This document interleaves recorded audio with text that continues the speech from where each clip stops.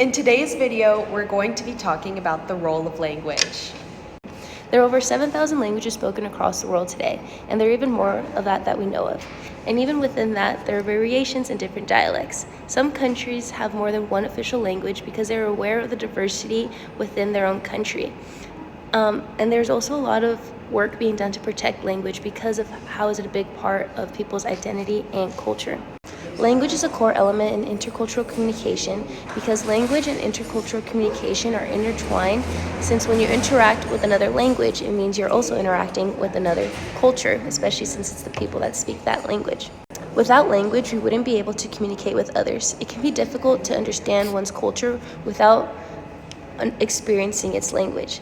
Language allows us to connect with others and the people in our area, and it also allows us to identify who they are by what language they speak, because language is closely tied to one's identity and worldview. Another interesting fact about language is that it influences how people from different cultural backgrounds interact and perceive each other because of the way they speak and the history behind language and how language evolves through time. One could predict you're not from the area because you don't know the language, and they could also know that you're not from a specific city because of the type of dialect you have.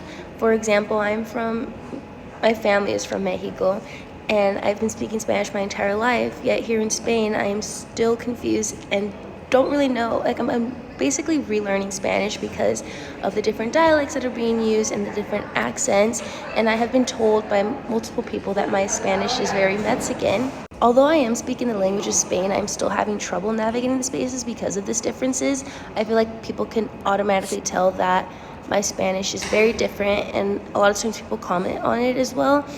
And I sometimes try to explain things that I want, or like simple phrases and words that just don't translate. And I also have learned that the types of accents or languages that you have, it's also very easy to discriminate people because they simply don't know the language, and this is causing other types of problems of misinformation, as well as not knowing where to go in direction wise. I've been in countries where I don't understand the language at all, and I think it's a very eye-opening experience because you need to understand and know some things of the language in order to really be in that area, or else you're just you're always a visitor. And taking the time to learn a language is something that will get you closer and closer to one's culture. Cultures normally share a language as well as values and social practices, but often there are subcultures with multiple different dialects. For example, in Spain, we can find several different dialects of the Spanish language. There's Castilian, Catalan, Galician, Basque, and Aranese. So Fiona, why did you decide to learn Spanish? Well, I actually live really close to Mexico, so it's something I grew up around. I heard it a lot, and I was taught bits and pieces here and there, so I decided to learn the language. So I speak Spanish, so navigating space in Spain has been a little bit easier. But I wanted to ask your standpoint, growing up in the U.S. and not speaking Spanish at home I have, how has it been just being in Spain and learning the language? I think it's been great. I mean, I personally can get by with the language, but when people start speaking fast or with a lisp, it gets a lot harder. So when I can't communicate verbally, I often turn to hand gestures or pointing or looking things up online, and I can get by just fine that way.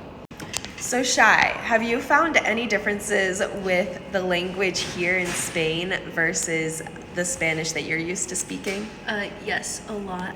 They use vosotros here, and I don't use vosotros at all. Yeah. And especially the lisping, and also just phrases. I feel like when I'm trying to communicate, they don't understand some of the words that I'm saying. Right. And my accent's very different too, so they could tell that I'm not from Spain.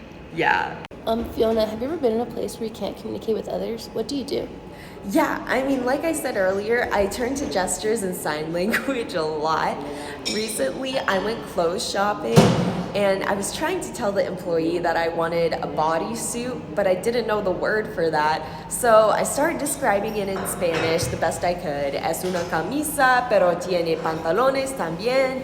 And they didn't understand what I was saying. So I resorted to gestures, And when I eventually started pointing at a bodysuit nearby, the employee understood what I was talking about. Cool. Adios. Adios.